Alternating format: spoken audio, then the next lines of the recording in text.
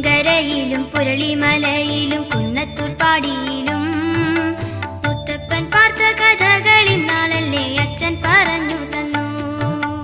ഓമന കുഞ്ഞി നിന്നുള്ളത്തിൽ മുത്തപ്പ ഭക്തിയുണ്ടാകുവാനായി പറശ്ശിനി ദേവന്റെ കാര്യങ്ങളൊക്കെയും അച്ഛൻ പറഞ്ഞതാണേ. എന്നുമേ മുത്തപ്പ നാമം ജപിക്കുകിൽ നന്മകൾ മാത്രം വരും. നമ്മുടെ സങ്കടമൊക്കെയും മുത്തപ്പൻ സ്വന്തമായി ഏറ്റെടുക്കും.